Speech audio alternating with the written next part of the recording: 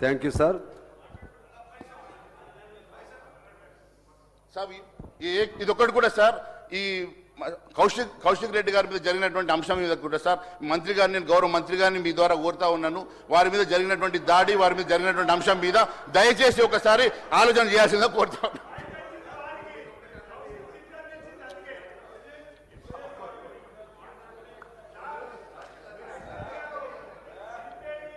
మహేష్ గారు బాగా లొల్లి చేసి సభ ఇంకో రూపంలో తీసుకెళ్ళాడు. ఇప్పుడు ప్రశాంతంగా ఉంది, ఇక లొల్లి ఉండదు, ఇక ఏముండదు.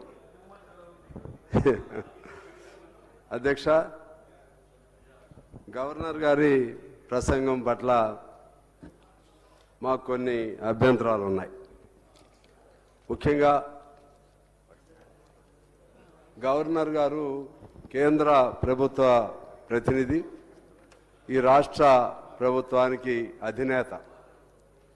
వారు ఇక్కడ జరుగుతున్నటువంటి అంశాలు లేకపోతే రాష్ట్ర ప్రభుత్వం రాసి ఇచ్చినటువంటి అంశాలని చదివారు, 3 భాషల్లో చదివారు. సరే, ఆయన మంచి ఉద్దేశమే కావచ్చు 3 భాషల్లో చదవటం అనేది, కానీ ఎందుకో కొద్దిగా అర్థం కాలేదు, స్పష్టత లేదు.